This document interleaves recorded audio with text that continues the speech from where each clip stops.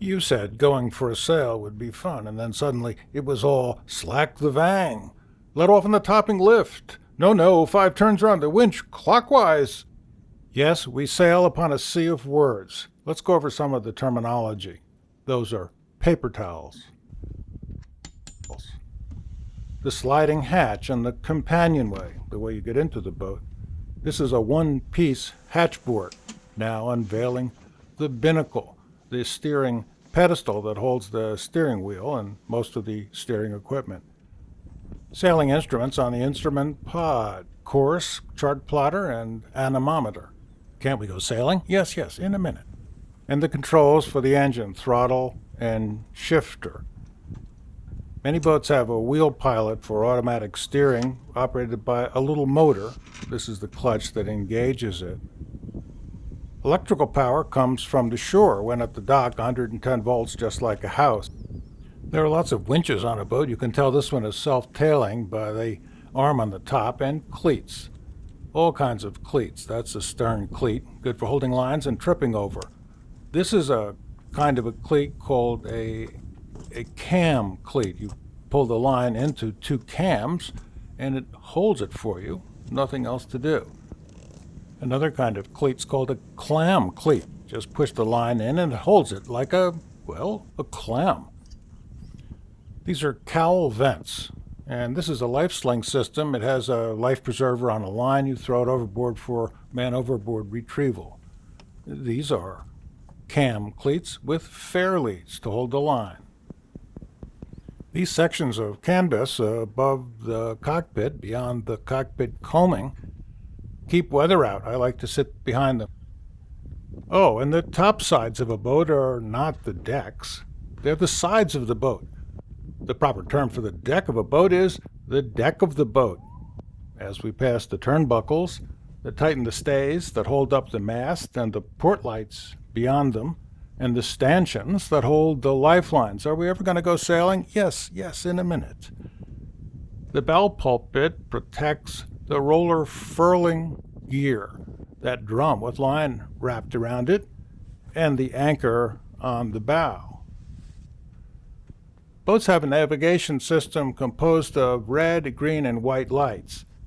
On some part of the boat, there's a red light on the left-hand side which projects a limited cone of light, and green projects the other way, and on the stern, the back of the boat, there's a white light with a restricted view. And that way people can tell which way you're going by the color of the light they can see. The roller furling gear rolls the headsail, the Genoa jib, up around itself like a window shade. It's a relatively recent innovation which makes sailing much easier.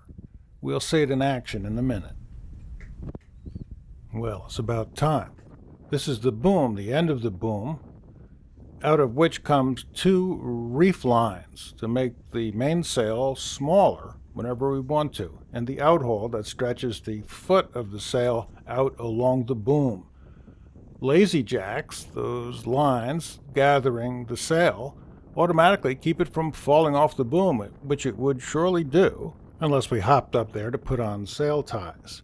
We'll raise the mainsail with a halyard derived from halyard. Many of the terms are ancient and useful. For example, the cabin we call the saloon, not a Wild West reference, but ancient British usage. And the floor down there is called the cabin sole, derived from Latin solea, which we think referred to an open-toed sandal.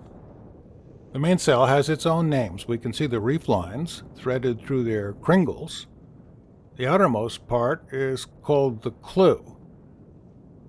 The lower sail is called the foot. The head of it is called the head, and this is the luff of the sail. And we can see the draft stripe up there as well, which will help us trim it.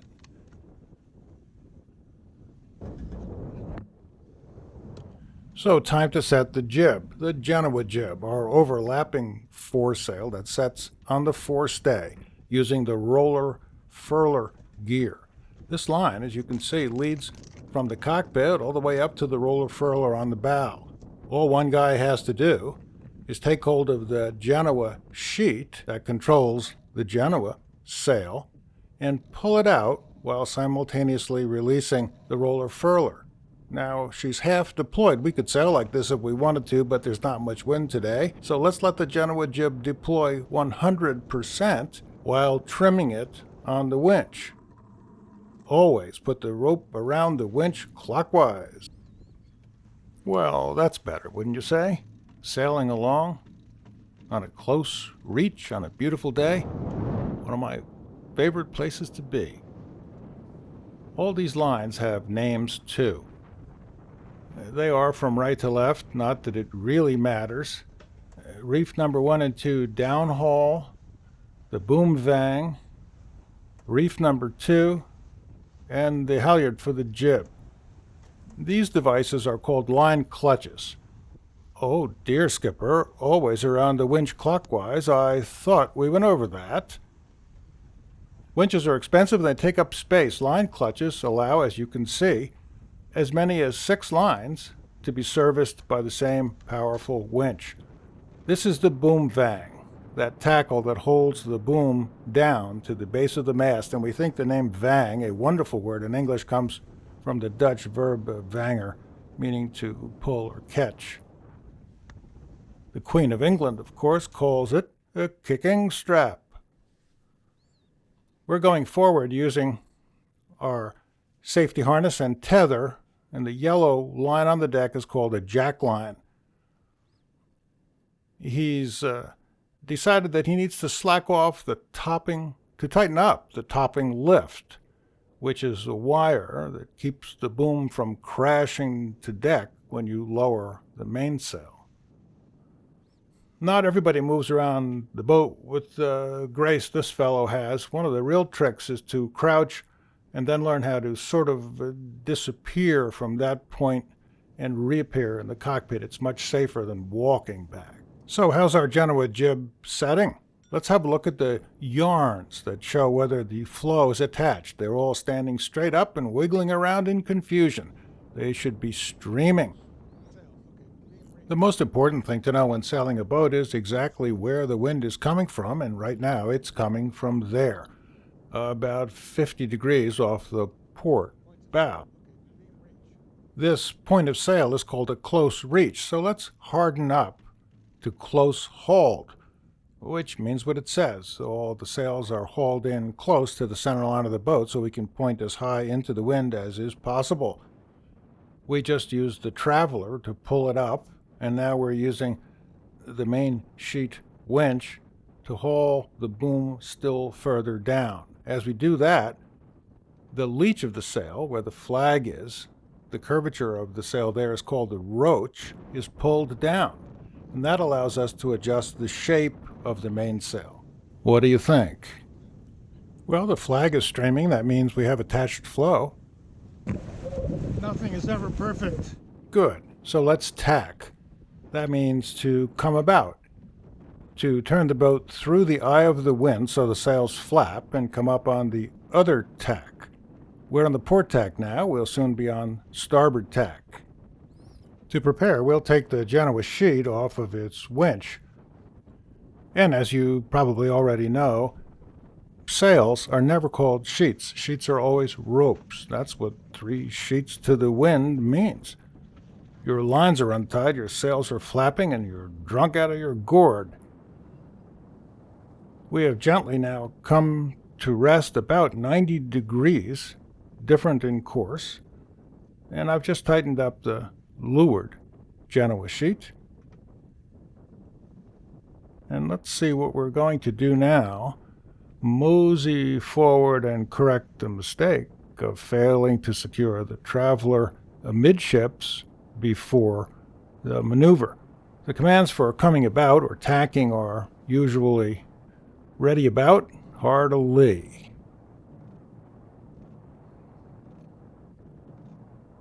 It should be effortless. The wake should show a nice turn, not a bunch of zigzags. Off to the left now, because it's downwind, is the leeward side. Let's head down to leeward.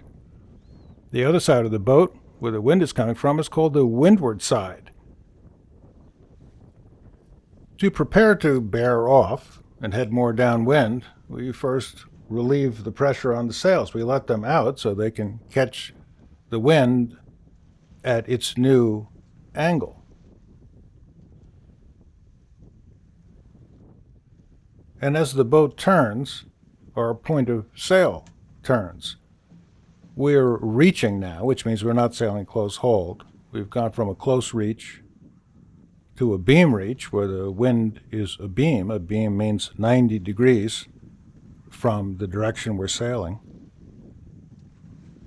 We tighten the boom vang because on a downwind course, the boom vang keeps the boom from rising up when the wind increases, until eventually we find ourselves sailing dead downwind. Running, it's called. Because the mainsail blankets the Genoa jib, it's not doing anything at all. So if we were on this course for 1,000 miles, we could use our whisker pole to hold the Genoa out in a course called wing on wing. Say, where did all the wind go? Why, it was blowing 11 or 12 knots a minute ago, and now I can't feel any wind at all. Old fellow, you're feeling the apparent wind. If we were to turn around and head right into this 10-knot breeze at 5 knots, you'd feel 15 knots of apparent wind in a true wind of 10. When we came about a few moments ago, and the bow went through the eye of the wind, the sails luffed first. This is a jibe. The mainsail always seems surprised by a jibe. That's because the wind's hitting it from the wrong side and it crosses over the boat suddenly. It's not dangerous, but it is a good idea not to jibe unexpectedly because it can knock people right off the boat. A foul is any line that gets tangled on anything else, and a good skipper never has fouls because he anticipates them. For the sail home, let's hoist our burgees and be all Bristol fashion. California Yacht Club, Pacific Single-Handed Sailing Association, and Storm Trysail Club. In the olden days, the Storm Trysail Club wouldn't let anybody in unless all the members agreed that in a full gale, you'd be the one they'd allow to set the all-important Storm Trysail. Standards dropped considerably before they let me in.